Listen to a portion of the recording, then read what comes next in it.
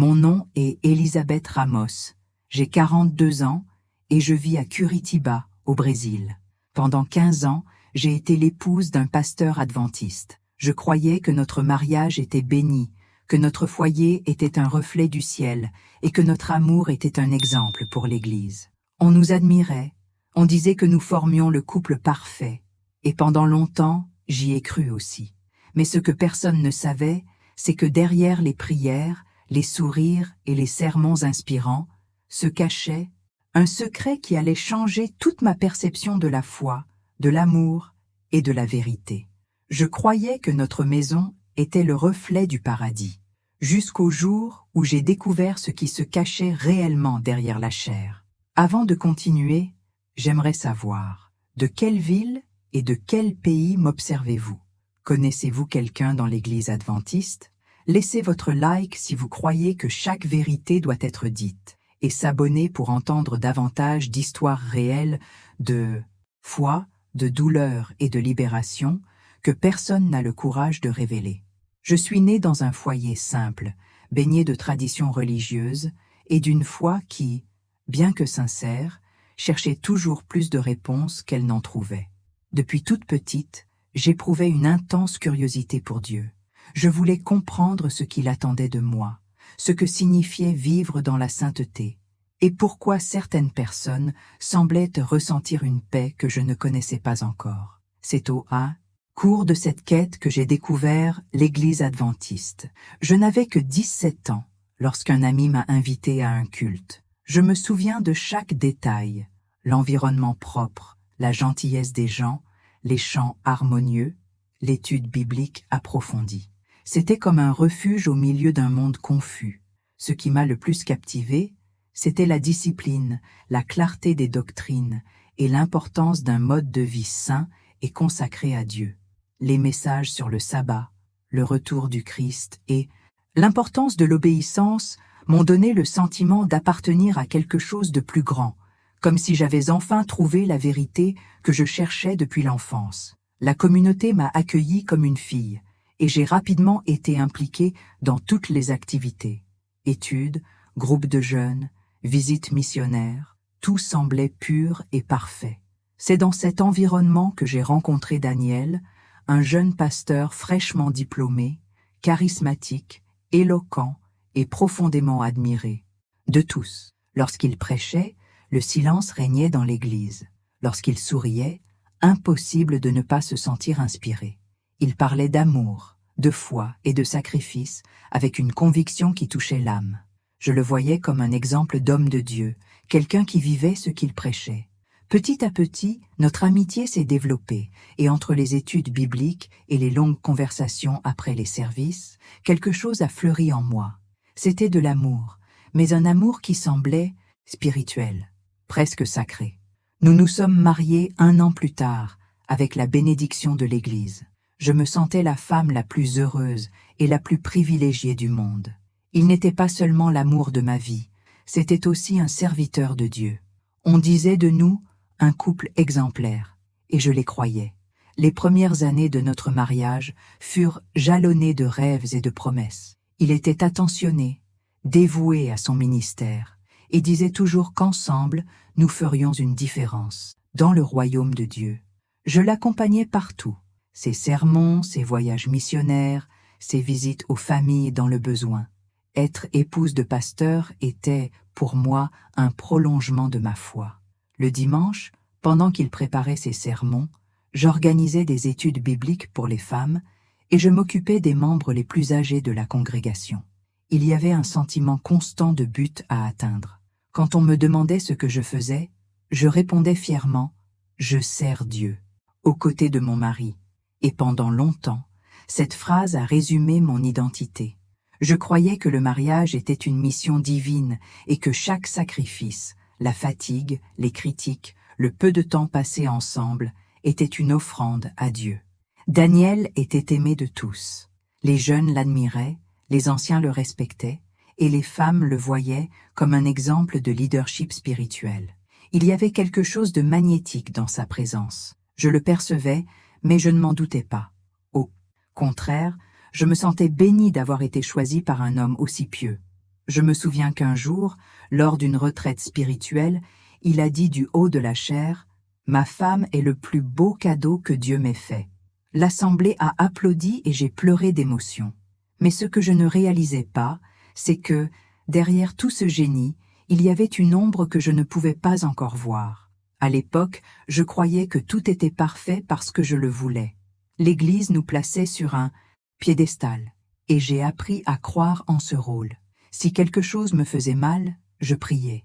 Si quelque chose me dérangeait, je me disais que c'était l'ennemi qui essayait de nous empêcher d'accomplir notre œuvre. La foi m'aveuglait parfois, et j'appelais cela la fidélité. Les années ont passé, et notre ministère s'est développé. Nous avons été mutés dans d'autres villes, portant toujours l'image d'un couple exemplaire. Les gens étaient inspirés par nous demandaient au conseil et venaient prier chez nous. Je me sentais utile et épanoui. Servir Dieu et la communauté aux côtés de l'homme que j'aimais était tout ce dont j'avais toujours rêvé. Et, de fait, pendant longtemps, ce fut ma réalité. Avec le recul, je réalise que ce qui m'a attiré vers l'Église adventiste n'était pas seulement la doctrine, mais aussi le sentiment d'appartenance. J'y ai trouvé ordre, sens et sécurité. C'était un lieu où tout avait une réponse, où le bien et le mal étaient clairs, et où l'effort personnel semblait garantir le salut. Cela m'a apporté la paix, même si c'était une paix fragile, dépendante de la perfection. Et c'est au sein de cette structure rigide, mais apparemment stable, que ma foi et mon mariage ont prospéré, jusqu'au jour où, sans prévenir, la première fissure est apparue. Je l'ignorais, mais ce que j'appelais mon dessein divin allait devenir l'une des plus grandes épreuves de ma vie. Car lorsqu'on vit dans une bulle d'idéalisation, il suffit d'une petite vérité pour tout faire, s'écrouler. À cette époque, je croyais encore servir Dieu par son intermédiaire, que chaque geste de soutien, chaque sacrifice silencieux était une façon de plaire au Seigneur. Mais j'étais loin de me douter que bientôt, le Dieu que je servais avec obéissance m'enseignerait quelque chose de bien plus profond que la dévotion, la vérité sur la foi, sur l'amour et surtout sur qui était vraiment à mes côtés. Et cette découverte, douloureuse, inattendue et dévastatrice, marquerait le début d'un voyage qui changerait à jamais ma vie et la façon dont je voyais Dieu lui-même. Être épouse de pasteur, c'est vivre entre deux réalités, celle que tout le monde voit et celle que seul l'oreiller connaît. De l'extérieur, j'étais l'incarnation de la femme vertueuse, toujours présente aux offices, vêtue modestement, avec le sourire qu'on attendait de moi. Intérieurement, j'apprenais, jour après jour, ce que signifie ravaler ses larmes pour la foi. Les matinées commençaient par les prières familiales, suivies des préparatifs des réunions et des visites. Daniel partait tôt pour conseiller les membres, rendre visite aux malades et préparer les sermons. Je l'accompagnais souvent, l'aidant à prier et à prendre soin des épouses qui avaient besoin d'un soutien spirituel. Cela semblait une routine sacrée, mais c'était aussi une période de solitude. Alors que tout le monde le voyait comme un homme de Dieu, j'étais le gardien silencieux de son image. Chacun de mes gestes, chacune de mes paroles reflétait son image. Si je paraissais fatigué, on disait que la femme du pasteur avait faiblesse de foi. Si je m'éloignais, ne serait-ce qu'un instant, on pensait que leur mariage était en crise. J'ai donc appris à sourire même lorsque mon cœur saignait. C'est devenu ma prière secrète, ne jamais laisser transparaître le poids que je portais. Les services étaient longs, les responsabilités interminables. Il y avait des répétitions, des réunions de prière, des études bibliques, et bien sûr, l'attente que nous serions toujours prêtes à conseiller quiconque nous solliciterait. J'étais devenue une sorte de confidente pour les femmes de l'Église. J'écoutais leurs douleurs, priais avec elles, et en même temps, je me demandais qui priait pour moi. L'image de l'épouse parfaite était un cadre où la lassitude, la tristesse ou le doute n'avaient pas leur place. Dans ce cadre, je n'existais que pour défendre l'image d'un foyer exemplaire. Il y avait aussi la pression de petites choses, ma façon de m'habiller, les mots que j'utilisais, le ton de ma voix, et même mon comportement lors des fêtes et des réunions. Tout était surveillé. Une simple expression mal interprétée pouvait se transformer en rumeur. J'ai donc appris à mesurer chaque geste. Quand Daniel prêchait la fidélité, la foi et la pureté, je le regardais avec le même sourire qu'il s'attendait à voir, même si une distance grandissait en moi, que je ne comprenais pas. À la maison, l'atmosphère semblait paisible. Il étudiait, écrivait des sermons et lisait des livres religieux. Je préparais le dîner, faisais le ménage et l'aidais à préparer les fournitures pour l'église. Mais le soir, lorsque le silence s'installait, je ressentais un vide. Daniel devenait distant, froid, absorbé par ses pensées. J'essayais de lui parler, mais il disait qu'il était fatigué, que le ministère était trop exigeant. Je le croyais. Je le croyais parce qu'aimer un pasteur signifie souvent croire, davantage en sa vocation qu'en ses propres besoins. Au fil du temps, j'ai réalisé que notre relation était faite de beaucoup de prières et de peu de câlins. Il s'inquiétait davantage de ce que ses frères penseraient de nous que de ce que je ressentais. Si j'essayais de me défouler, il me réprimandait avec des versets. Il disait que l'ennemi essayait d'utiliser mes émotions pour affaiblir ma foi.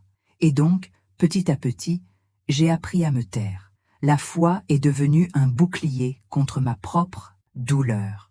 Les voyages missionnaires devinrent plus fréquents. Il partait prêcher dans d'autres villes pendant des semaines, parfois des mois.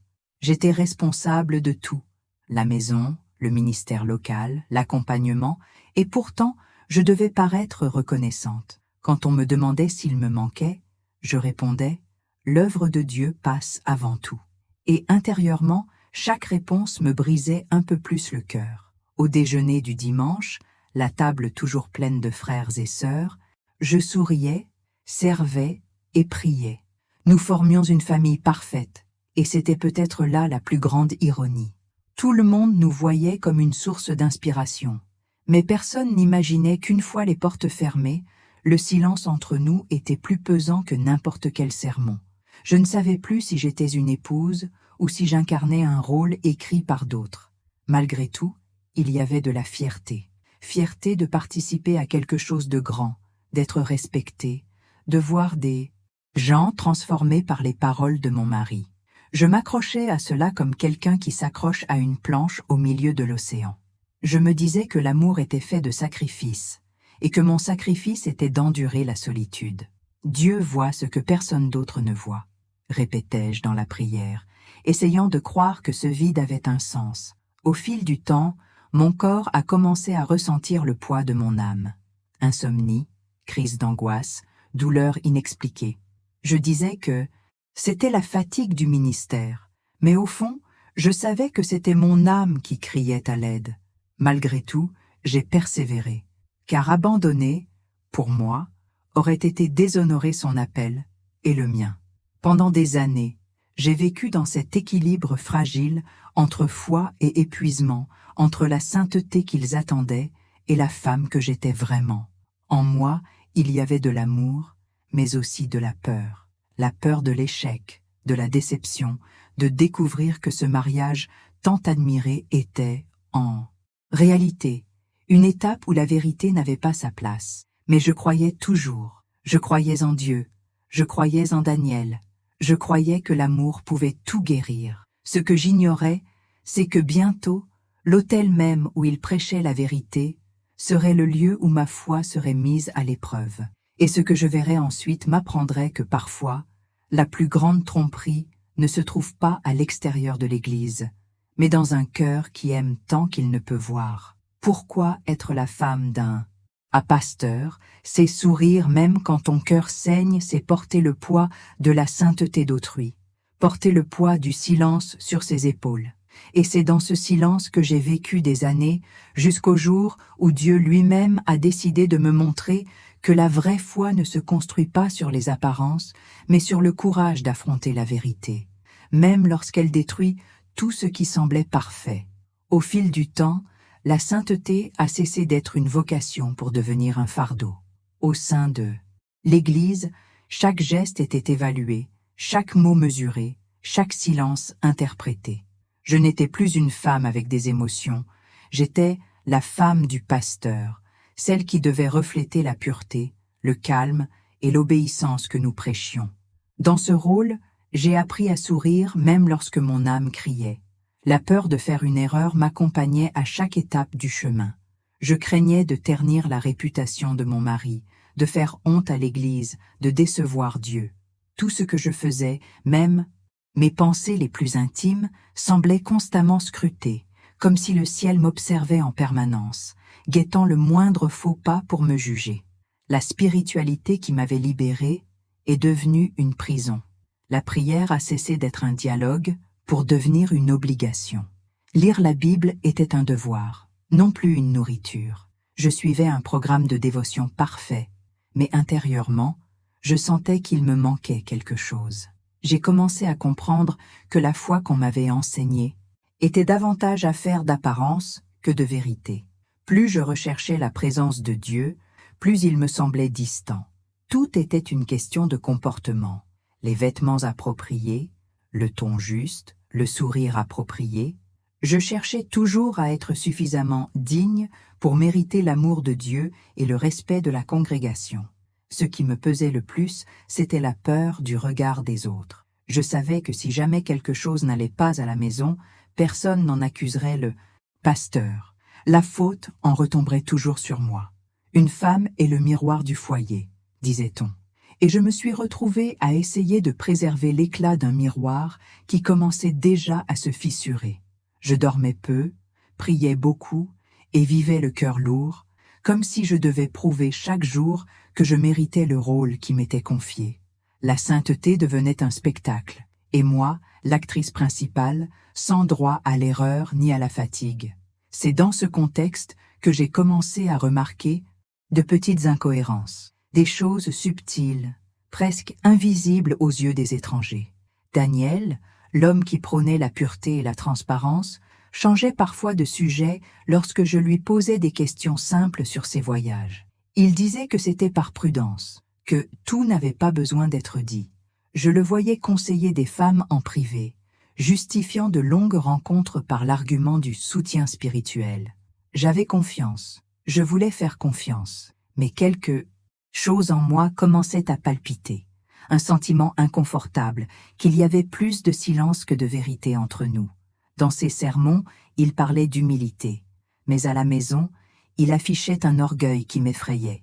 Il parlait d'honnêteté, mais évitait les conversations sur l'argent et les décisions ministérielles. Quand je l'interrogeais, il souriait avec le même ton condescendant qu'en chair et disait « Tu t'inquiètes trop, prie davantage et fais confiance à Dieu. » J'ai prié, mais le malaise grandissait. C'était comme si la sainteté qu'il prêchait était devenue un masque, et j'ai commencé à en voir les fissures. À mesure que son image publique s'améliorait, mon poids s'accroissait. Les femmes l'admiraient, les jeunes hommes le suivaient, et je me sentais de plus en plus petite, comme une ombre soutenant simplement l'éclat des autres. La communauté le plaçait sur un piédestal, et je m'efforçais de garder le sourire à ses côtés, même lorsque la distance émotionnelle entre nous était un gouffre. Parfois, le soir, tandis qu'il étudiait ses sermons, je l'observais et me demandais si je connaissais encore l'homme que j'avais épousé. La foi qui nous unissait autrefois semblait désormais comme une barrière invisible nous séparant. Petit à petit, j'ai commencé à comprendre que nous vivions plus pour les apparences que pour la vérité. Je ne savais plus si nous servions Dieu ou l'image que l'Église projetait de nous. Tout devait paraître parfait. Notre mariage, notre ministère, notre foyer. Les disputes étaient étouffées par des vers, la tristesse par des chants, et je sentais de plus en plus mon âme devenir le prolongement de cette façade. La vraie femme, avec ses peurs et ses doutes, se cachait sous des couches de sainteté obligatoires. Il y avait des jours où je me regardais dans le miroir, et je ne reconnaissais plus qui je voyais. L'étincelle dans mes yeux avait laissé place à une expression lasse. Je croyais encore en Dieu, mais je commençais à douter de la façon dont nous le représentions. L'Église disait que Dieu était amour, mais je ressentais une pression. Il disait que la foi apportait la liberté, mais je vivais en captivité. Il disait que la vérité me libérait, mais le silence semblait être le seul moyen de survivre. Malgré tout, j'ai continué, car la culpabilité était plus forte que la peur. L'idée de décevoir mon mari, les fidèles, toute la communauté me terrifiait. Je ne voulais pas être la source du scandale, la femme qui affaiblissait le pasteur. Alors, j'ai ravalé ma douleur, j'ai souri et j'ai continué. Mais en moi, quelque chose a commencé à s'agiter. C'était comme une graine qui germait parmi les cendres. Un désir timide, mais persistant de voir ce qui se cachait vraiment derrière cette sainteté irréprochable. Un jour, lors d'un sermon, Daniel a parlé de fidélité. Fidélité à Dieu, à son foyer, à la vérité. Ses paroles étaient belles, puissantes, mais tandis qu'il parlait, mon cœur s'est serré, car, à cet instant, j'ai su. Je n'avais aucune preuve, aucun courage, mais je sentais, au plus profond de mon âme, que quelque chose n'allait pas. Et c'est à cet instant que j'ai compris. Parfois, le Saint-Esprit ne parle pas avec des mots, il parle avec un confort. Dès lors, chacun de ces gestes prit un sens nouveau. Les absences, les réponses vagues, le regard lointain. Tout semblait porter un poids que je n'avais jamais perçu auparavant. C'était comme si le voile de la sainteté commençait à tomber, révélant une réalité que je refusais encore de voir. Et moi, prise entre peur et foi, je me mis à prier non pas pour la paix, mais pour le discernement. Je l'ignorais, mais ce fut le début de la fin de l'illusion, le moment où l'obéissance commença à céder la place à la lucidité. Car le véritable poids de la sainteté ne réside pas dans le fait de servir Dieu, mais dans le fait de faire semblant de le faire, tandis que l'âme implore la vérité. Et je ne pouvais plus maintenir ce déguisement. Mon cœur, las des mensonges sanctifiés, allait ouvrir les yeux sur la réalité qui allait tout changer. C'était un vendredi après-midi, un de ces vendredis au couvercle lourd, que le premier signe est apparu. Je rangeais le bureau de Daniel, comme chaque semaine. Il se préparait à se rendre à une conférence pastorale dans une autre ville et, comme d'habitude, avait laissé des papiers, des livres et des notes éparpillées un peu partout. Je savais déjà où tout allait. Les sermons sur le côté gauche, du bureau, les enveloppes de dons dans le tiroir du milieu, les lettres des membres sur l'étagère du haut. Mais ce jour-là, quelque chose a attiré mon attention. Un téléphone portable qui n'était pas le sien. Il était petit, vieux et caché derrière une Bible ouverte aux Romains. Je l'ai pris avec hésitation et l'écran s'est illuminé avec un message qui disait simplement « Es-tu en sécurité, mon amour? Que Dieu te protège. » Mon cœur s'est arrêté un instant. Je suis resté là, immobile, essayant de comprendre. C'était impossible. Daniel avait-il un autre téléphone? Et pourquoi l'appellerait-on « mon amour » ?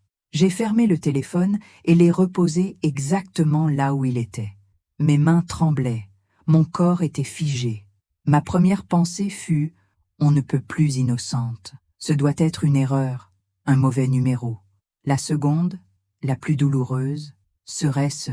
Mais avant que le doute ne s'installe, j'ai fait ce que j'avais toujours appris à faire. J'ai prié, demandant à Dieu d'effacer cette pensée de mon esprit, de me pardonner si j'étais instrumentalisé par l'ennemi, car, dans la logique de ma foi, remettre en question mon mari revenait à remettre en question Dieu lui-même. Daniel est revenu ce soir-là, et s'est comporté comme d'habitude. Il a parlé de réunions, de gens et de projets pour le week-end. Je l'ai observé, chacun de ses gestes, chaque mot, cherchant le moindre signe de tromperie, mais il semblait serein.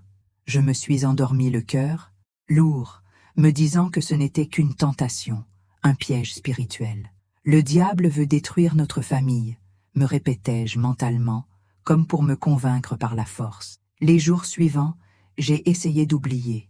Je faisais le ménage, je m'occupais des corvées de l'église, je répondais au téléphone, je souriais aux sœurs qui me qualifiaient d'exemple. Mais quelque chose en moi avait changé.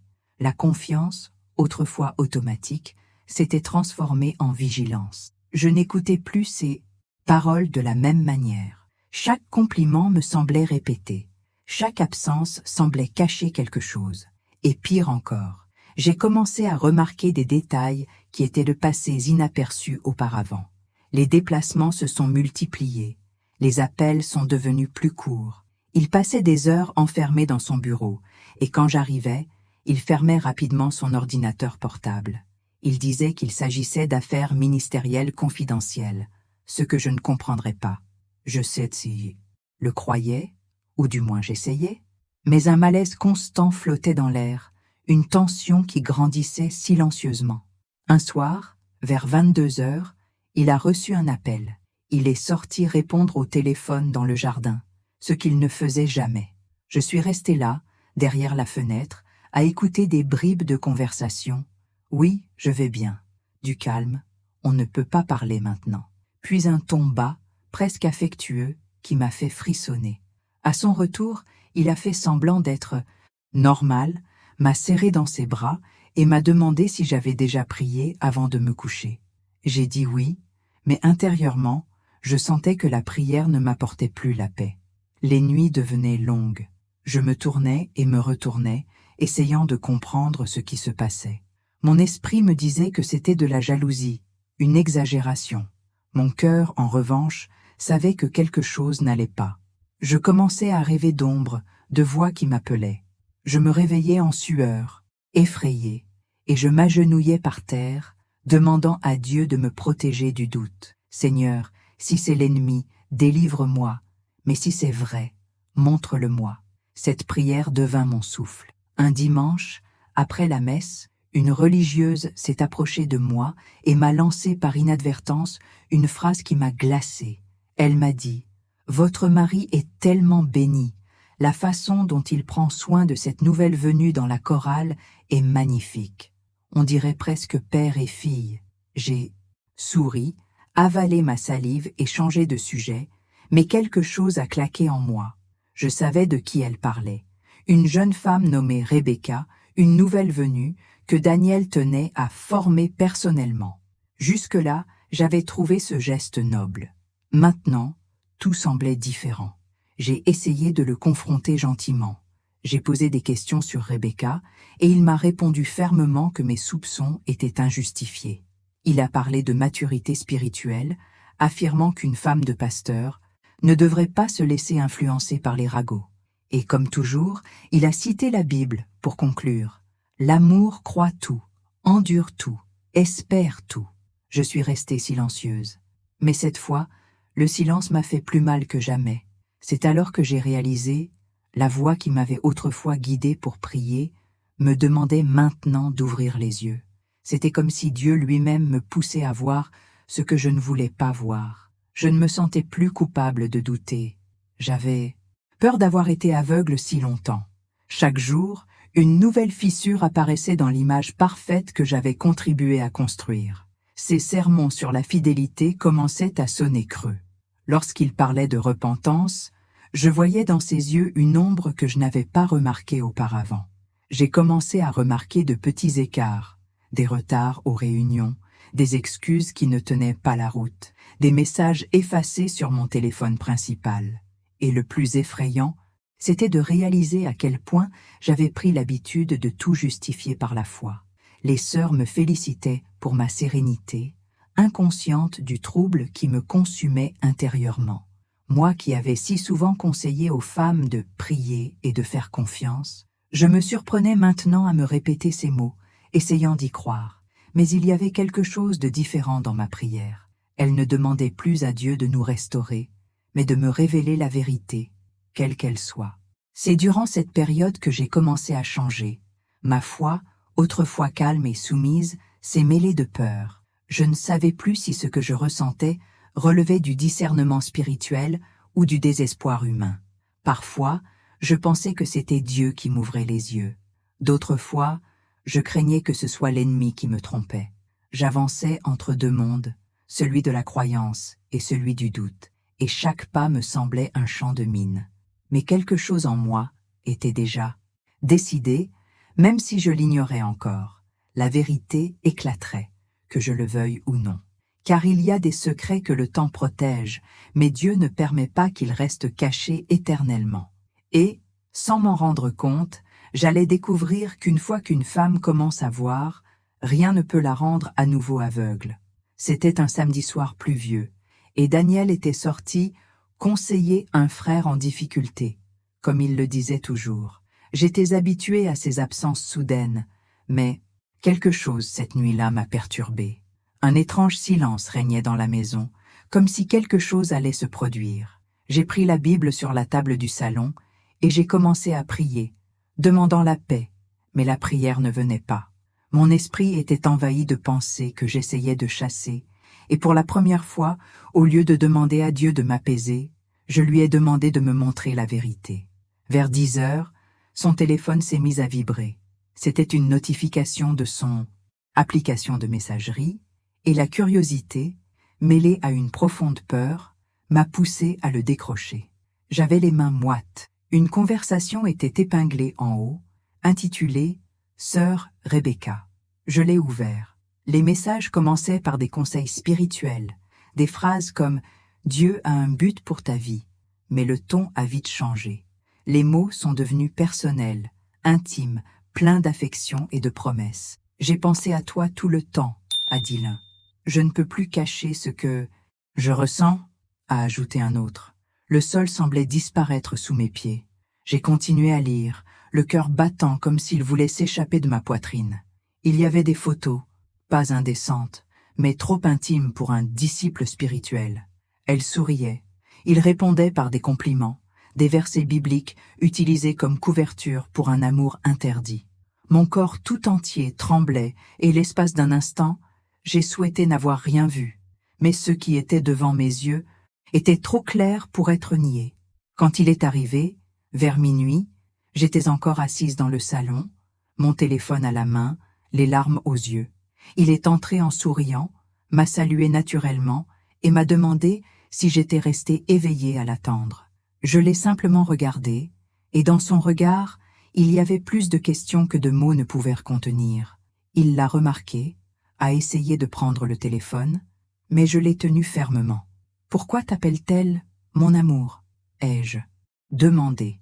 Le silence qui a suivi était plus révélateur que n'importe quelle réponse. Il a essayé de le nier puis de le justifier. Il a dit que ce n'était qu'une amitié mal interprétée, que j'étais fatiguée, sensible, que l'ennemi cherchait à nous diviser. Mais plus il parlait, plus je voyais le visage d'un étranger. L'homme qui prêchait la pureté, la fidélité et la vérité utilisait maintenant la Bible pour cacher son mensonge. Quand j'ai compris qu'il essayait de me convaincre que j'avais tort, j'ai senti quelque chose se briser en moi, non pas de colère mais de lucidité. Le masque était tombé. J'ai couru dans ma chambre et pour la première fois depuis des années, j'ai crié dans ma prière. Je n'ai pas demandé la paix, je n'ai pas demandé pardon. J'ai juste demandé « Pourquoi, Seigneur? Pourquoi ?» Le bruit de la pluie battant aux fenêtres se mêlait à celui de mes pleurs. Chaque larme semblait ôter un peu de ma foi restante. Tout ce en quoi je croyais, l'amour, le mariage. La mission avait été brisée en une seule nuit. Le lendemain, l'église était pleine. Je savais qu'il allait prêcher, comme si de rien n'était.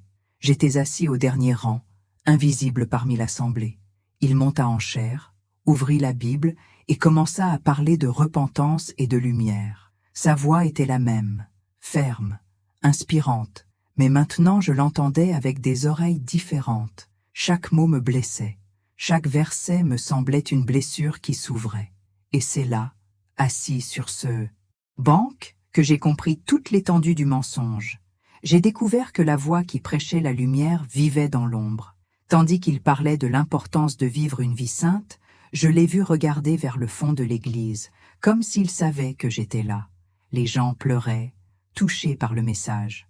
J'ai pleuré aussi, mais pas à cause de ce qu'il disait. J'ai pleuré parce que j'ai compris que derrière de nombreux sermons, il peut y avoir un cœur pourri. J'ai pleuré parce que, pour la première fois, j'ai compris que ce n'était pas Dieu qui me demandait de me taire. C'était la peur. Ce soir-là, lorsqu'il est rentré à la maison, je n'avais plus la force de discuter. Il a essayé de parler, mais je suis restée silencieuse. Et c'est dans ce silence que j'ai senti Dieu me toucher différemment. Non pas comme un Dieu distant exigeant de moi la perfection, mais comme un Père qui m'a enfin ouvert les yeux. J'ai ressenti une profonde douleur, mais aussi une nouvelle forme de liberté. La liberté de voir. Les jours suivants furent flous. Les messages de Rebecca furent supprimés, mais je les avais sauvegardés. Cependant, la faute ne lui incombait pas. À l'intérieur de l'église, le discours changea, les gens chuchotaient, et bientôt les reproches commencèrent à se déplacer. Ils disaient que j'avais laissé l'ennemi entrer chez moi, que je manquais de prière, de soumission et de patience. Daniel resta en chair, indemne. J'étais devenu le scandale. La honte était si grande que je passais des jours sans sortir de chez moi. J'écoutais au loin le son des offices et je pleurais. Une partie de moi voulait partir, une autre croyait encore que tout pouvait changer. Mais chaque fois que je fermais les yeux, je me souvenais des messages, de la froideur, des mensonges, et puis j'ai compris, cet homme n'était pas le pasteur que j'avais imaginé. J'ai commencé à tout remettre en question. L'amour que je ressentais, était-il sincère, ou n'était-ce que de la dévotion déguisée en foi? Et le Dieu que j'adorais, était-il vraiment là, dans ce système qui masquait le péché pour protéger sa réputation? C'était la première fois que je réalisais à quel point la foi pouvait être utilisée comme une arme, et que ceux qui parlent le plus de sainteté sont parfois ceux qui vivent le plus cachés dans l'obscurité. Au cours des semaines suivantes, il a essayé de me convaincre de passer à autre chose. Il m'a dit que son amour pour moi était resté intact, que ce n'était qu'un faux pas, que Dieu pardonne à ceux qui se repentent. Mais repentance ne rime pas avec manipulation. À chaque mot qu'il prononçait, je voyais diminuer la repentance et augmenter la peur de perdre le contrôle. Moi qui m'étais sacrifié pendant des années pour préserver le ministère, je réalisais que je n'en pouvais plus. C'est à ce moment-là que ma foi a commencé à se transformer. Pour la première fois, j'ai cessé d'écouter sa voix et j'ai commencé à écouter celle de Dieu. Cette voix ne me disait pas de persévérer, mais sortir. J'ai compris que l'amour divin n'exige jamais le silence face au péché, que Dieu n'a pas besoin de complices, mais de courage. Cette nuit-là, avant de m'endormir, j'ai levé les yeux au plafond et murmuré « Seigneur, je t'ai donné ma vie par lui, maintenant je te la rends à toi seul. » Et c'est dans ce murmure, au milieu des larmes et de la peur, que j'ai senti quelque chose se briser en moi, non pas ma foi, mais les chaînes qui la retenaient. Le secret de Daniel m'avait détruite, mais il m'avait aussi réveillée, car certaines souffrances viennent vous libérer du mensonge. Et, même sans le savoir, à cet instant, j'ai fait le premier pas vers la vérité. Quand j'ai décidé de parler, ce n'était pas par vengeance, mais par désespoir. Je ne supportais plus le silence. Pendant des semaines, j'ai porté seul le poids de ce secret, pensant devenir fou. J'ai donc cherché le doyen des anciens de l'Église, un homme que je considérais comme sage et droit. J'ai attendu la fin d'un office, une fois que tout le monde était parti, et j'ai demandé à parler. Je me souviens que ma voix tremblait lorsque j'ai dit « J'ai besoin d'ouvrir mon cœur, mais ce que je vais vous dire pourrait tout changer. » Je lui ai tout raconté, les messages, les voyages, son comportement. Le doyen a écouté en silence, les mains jointes sur la table, et à la fin, il a simplement dit « Ma fille, il y a des choses qui doivent être résolues dans la prière, pas en public. En parler ne fera que provoquer le scandale et nuire à l'œuvre de Dieu. » Je suis sorti de cette conversation plus lourde qu'au début. Je m'attendais à du réconfort, mais j'ai reçu un avertissement « Ne détruis pas le ministère de ton mari. » C'était comme si la douleur que je portais était soudain devenue un péché. Le dimanche suivant, j'ai réalisé que quelque chose avait changé. Les gens me regardaient différemment, des regards mêlant curiosité et jugement. Les ragots avaient commencé, et je ne savais même pas comment. Quelqu'un avait probablement donné sa version des faits avant que je puisse donner la mienne. On disait que j'étais bouleversée, que j'inventais des histoires parce que le diable me trompait. Les jours qui suivirent furent un véritable enfer émotionnel.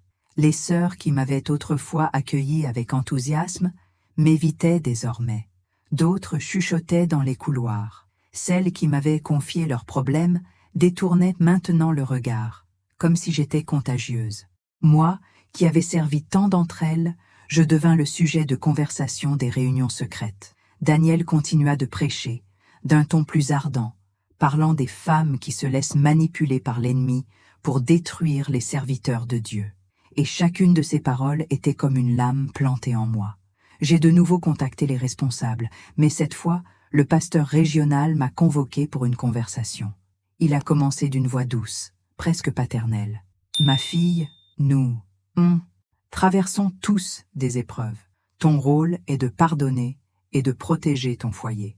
L'ennemi veut diviser l'Église. » Quand j'ai essayé de lui montrer les preuves, il a levé la main et m'a interrompu. « Tu n'as pas besoin de me montrer quoi que ce soit. Le pardon est plus important que les preuves. » Cette phrase a résonné comme une phrase. J'ai compris, à cet instant, qu'il ne voulait pas la vérité. Il voulait le silence. Les jours suivants, l'isolement devint total. Certains membres de la congrégation me saluaient encore, mais froidement et formellement. D'autres faisaient simplement comme si je n'existais pas. J'ai commencé à comprendre combien l'image était bien plus importante que l'âme au sein de l'Église. Les apparences étaient sacrées. La douleur, un inconvénient. Daniel devint encore plus populaire, prêchant les larmes aux yeux, affirmant que la plus grande bataille est au foyer. Tout le monde le voyait comme un homme persécuté, un martyr de la foi. Moi, l'épouse, déséquilibrée. À la maison, nos vies étaient redevenues un théâtre silencieux. Il me demandait de me comporter avec dignité, de ne pas alimenter les ragots, de prendre soin de ma santé spirituelle. Et j'obéissais, mais intérieurement, il n'y avait plus d'obéissance, seulement de survie. Parfois, je me réveillais au milieu de la nuit et l'entendais prier à haute voix dans le salon, demandant à Dieu de me libérer des mensonges de l'ennemi. Et cela, plus que toute trahison, me blessait profondément, car il savait que je disais la vérité. Mais il préférait me faire passer pour le méchant, plutôt que d'admettre sa propre culpabilité. Un après-midi, alors que je préparais l'église pour un événement, j'ai entendu deux femmes discuter derrière la chaire. L'une d'elles a dit « On dit qu'elle a tout inventé par jalousie envers les jeunes sœurs. » L'autre a répondu « Eh bien, une femme de pasteur doit être plus mature. Parfois, l'orgueil est plus éloquent que la foi. » Je suis restée là, silencieuse, tenant les fleurs que j'allais déposer sur l'autel. Elles ne m'ont pas vue, mais je les ai clairement entendues. Et à cet instant, j'ai compris que mon nom, qui était auparavant synonyme de foi, était désormais synonyme de scandale. Le plus douloureux n'a pas été de perdre mon mari, mais mon Église, la communauté que j'avais contribué à bâtir, les personnes pour lesquelles j'avais pleuré dans mes prières, me voyaient désormais comme une menace. Ce qui avait été un refuge est devenu un tribunal, et je me suis retrouvée seule, remettant en question toutes mes croyances. Dieu voulait-il vraiment ce silence? La fidélité signifiait-elle endurer l'injustice? J'ai commencé à comprendre que la peur de la vérité est plus grande au sein d'institutions qui se nourrissent des apparences. L'Église que j'aimais est devenue une forteresse contre moi. Personne ne voulait de scandale, personne ne voulait ternir le nom de l'œuvre, comme si le nom de l'Église était plus sacré que celui de Dieu. Le pasteur régional m'a demandé de m'éloigner un moment pour éviter tout commentaire. « Ce sera mieux pour tout le monde », a-t-il dit. J'ai donc arrêté d'assister aux offices. Le dimanche, j'écoutais les cantiques de loin, assise sur la véranda, me rappelant combien de fois j'avais chanté ces mêmes chants, croyant qu'ils représentaient la pureté. Maintenant, chaque mélodie sonnait comme une ironie. Daniel continuait de prêcher, et on disait qu'il surmontait l'attaque spirituelle. Il souriait sur les photos, recevait des invitations, était loué pour sa force. Je suis devenue le fantôme de l'histoire, la femme dont tout le monde parle, mais que personne n'écoute. C'est durant cette période que j'ai compris ce qu'est la vraie solitude. Ce n'est pas être seul, c'est être discrédité par tous au nom de la foi. C'est réclamer justice et recevoir des versets en réponse. C'est saigner et être traité de rebelle. C'est être blessé par ceux qui prétendent représenter Dieu. Je me suis sentie trahie 2 fois, par l'homme avec qui j'avais couché pendant des années et par l'institution que j'avais juré de servir. La douleur de l'adultère était immense, mais celle de la complicité était insupportable, car un homme peut mentir, Mais lorsqu'une Église entière choisit de protéger le mensonge, elle tue l'âme de celui qui dit la vérité. J'ai commencé à comprendre que foi et religion sont deux choses différentes. La foi naît du cœur. La religion, parfois, naît de la peur. La foi accueille. La religion fait taire. La foi libère. La religion emprisonne. Et dans ce labyrinthe de ragots et d'humiliation, j'ai découvert que Dieu n'était plus là. Il était avec moi dans le silence de ma maison, dans les larmes que personne ne voyait, les jours où je voulais abandonner et où pourtant je me relevais. L'institution qui aurait dû m'accueillir m'a appris la pire des leçons.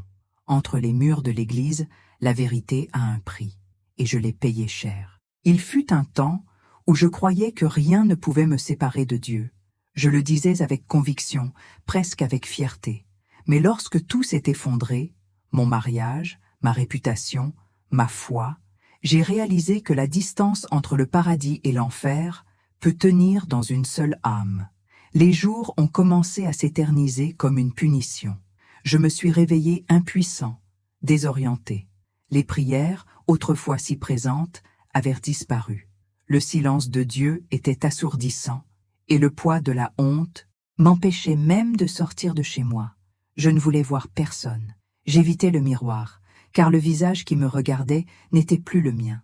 J'avais des cernes, un regard terne, et l'expression de quelqu'un qui avait perdu non seulement l'amour, mais aussi le sens même de l'existence. Le monde que je connaissais, celui des offices, des hymnes et des sourires forcés, s'était effondré, et je ne savais plus où donner de la tête. Les mots qui m'avaient autrefois guidé me semblaient désormais vides. Les versets qui m'avaient réconforté me faisaient maintenant mal, me rappelant tout ce qui avait été utilisé pour me réduire au silence. J'ai passé des journées entières sans manger correctement, à mal dormir, à essayer de comprendre où tout avait mal tourné. Le sentiment le plus cruel était la culpabilité. Même si j'étais celle qui avait été trahie, je me sentais coupable. Peut-être n'ai-je pas assez prié, me disais-je. Peut-être ai-je échoué en tant qu'épouse, en tant que femme de Dieu. La doctrine qu'on m'avait enseignée pendant tant d'années s'est infiltrée dans mon esprit comme un poison, me faisant croire que j'étais responsable du péché d'autrui. Et c'est ainsi que le désespoir m'a gagné, non pas soudainement, mais comme une ombre qui s'allonge un peu plus chaque jour. J'ai commencé à m'éloigner de tout, de l'Église, des gens, de moi-même. Je ne pouvais pas entrer dans un temple sans avoir la gorge serrée. Les chants, les hymnes, les chorales, tout me rappelait des souvenirs d'une époque où je croyais que foi et vérité étaient une seule et même chose. J'entendais le nom de Dieu et je ressentais de la colère d'avoir cru, colère d'avoir capitulé, colère d'être restée silencieuse. Comment puis-je aimer un Dieu qui a permis cela, répétais-je, assise par terre dans ma chambre, les yeux gonflés et la voix fatiguée. Il y avait des jours où je souhaitais simplement disparaître, non pas mourir, mais disparaître. Disparaître du monde, cesser d'exister pour un temps. Je me sentais comme un fardeau, un scandale, une femme trop brisée pour être guérie. Les messages de pitié de certains frères semblaient ironiques. « Nous prions pour toi », disait-il, mais au fond de moi, je savais qu'il priait aussi pour que le scandale soit oublié. Et Daniel continuait de prêcher. Sa vie continuait, tandis que la mienne était réduite en miettes. L'isolement est devenu une habitude. J'ai arrêté de répondre au téléphone, ignorer les visiteurs et passer des heures à fixer le plafond, essayant de comprendre ce que Dieu attendait de moi. Il y avait des moments où je sentais une présence, je ne sais pas si divine ou simplement le fruit de la solitude, et je me mettais à pleurer sans raison. Colère et désir se mêlaient jusqu'à ce que je ne sache plus ce que je ressentais. Un jour, j'ai reçu la visite d'une vieille sœur, une femme simple qui me connaissait depuis le début de mon ministère. Elle m'a regardé avec douceur et m'a dit « Ma fille, ne confonds pas Dieu avec l'Église. Dieu est toujours là, en toi. » J'ai pleuré si fort que j'avais du mal à respirer. Ces paroles m'ont blessé et guéri en même temps. C'était la première fois que quelqu'un séparait Dieu de cette institution qui m'avait écrasé. Malgré tout, la guérison semblait impossible. Mon corps commençait à réagir à ce que mon âme ne pouvait plus supporter. J'ai commencé à avoir des crises de panique, des sueurs froides et des palpitations. La nuit, je me réveillais le cœur battant la chamade et le nom de Dieu coincé dans ma gorge. Je voulais l'invoquer, mais je ne pouvais pas. C'était comme s'il était maintenant un étranger, quelqu'un qui m'observait de loin sans rien faire. Et plus j'attendais une réponse, plus le silence m'écrasait. Il y a eu un moment, un matin, où j'ai pensé à tout abandonner. Je me suis assis au bord de mon lit et j'ai dit à voix haute, « Seigneur, si tu existes vraiment, laisse-moi tranquille. Je ne veux plus te servir, ni te chercher, ni te sentir. » Et c'était étrange, car il n'y avait ni éclair, ni culpabilité, ni punition. Juste un vide profond, un vide si absolu que pour la première fois, j'ai compris ce que c'était que d'être seul. Les jours suivants, je vivais comme un corps sans âme. Je déambulais dans la maison comme dans un tombeau. Chaque recoin me rappelait quelque chose que j'avais perdu. Son bureau, la Bible sur la table, les photos de l'église, les cadeaux de mes sœurs. J'avais l'impression de vivre dans un musée de souvenirs morts. La foi qui m'avait autrefois soutenu était désormais la cause de ma chute. Mais la douleur, aussi cruelle soit-elle, a le pouvoir de révéler ce qui est caché.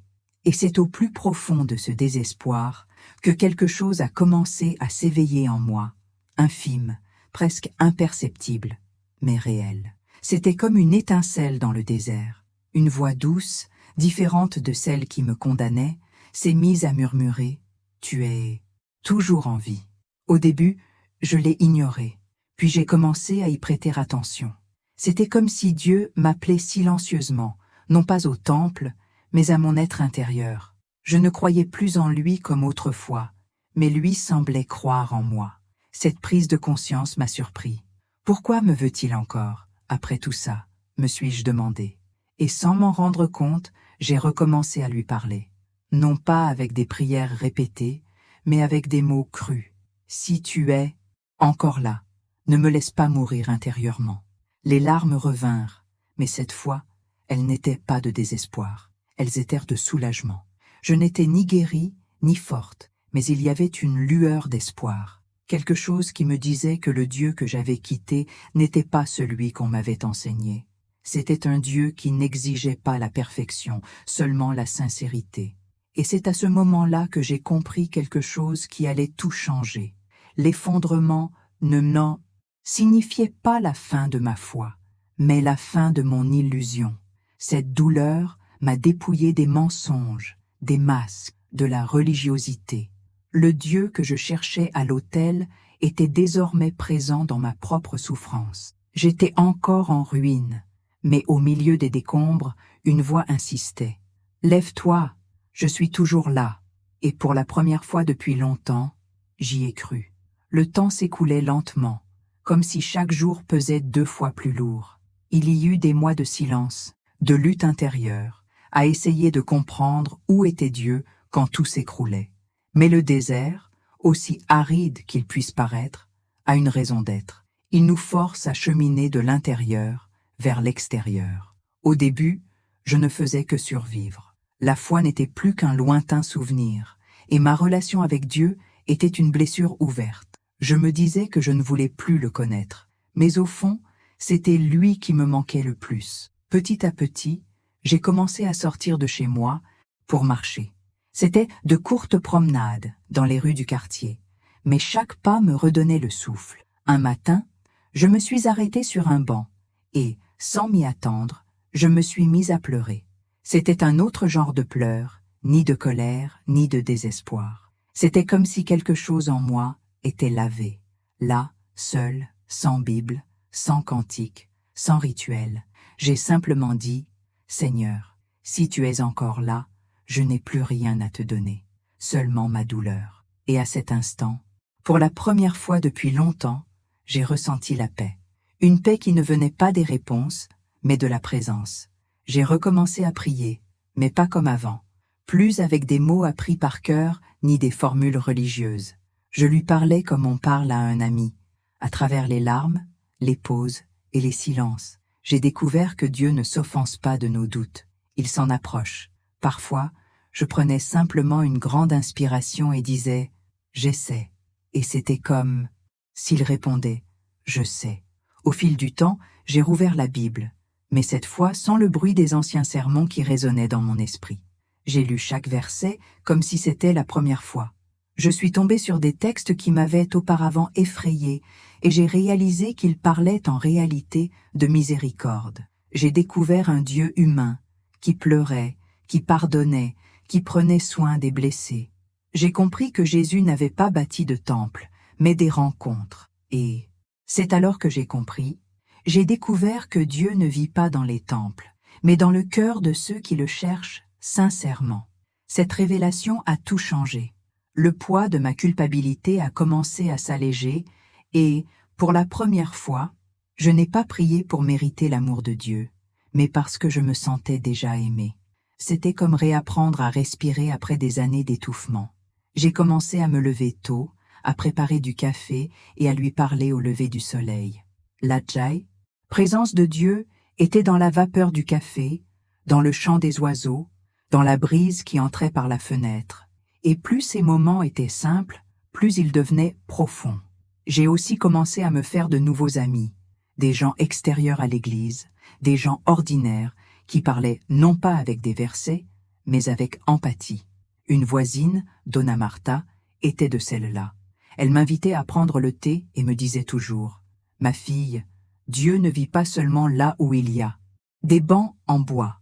Il vit là où il y a de l'amour. » Ces paroles, si simples, semblaient plus vraies que n'importe quel sermon que j'avais jamais entendu. Ces nouvelles relations m'ont appris que la spiritualité ne se trouve pas dans les doctrines, mais dans les actions. Lorsque j'ai commencé à aider les autres, un voisin malade, une mère célibataire, une personne âgée seule, j'ai senti quelque chose s'éveiller. Servir, mais sans obligation, sans le poids de la religion, me faisait revivre. C'était comme si chaque acte de bonté était une prière silencieuse. Un jour, j'ai rencontré une femme qui avait quitté la même église. Elle aussi portait des cicatrices, et nous avons passé des heures à discuter. Finalement, elle m'a dit « Tu sais, parfois, Dieu a besoin de nous faire sortir du temple pour nous rencontrer. » Cette phrase m'est restée en mémoire. J'ai compris que Dieu ne m'avait pas abandonné.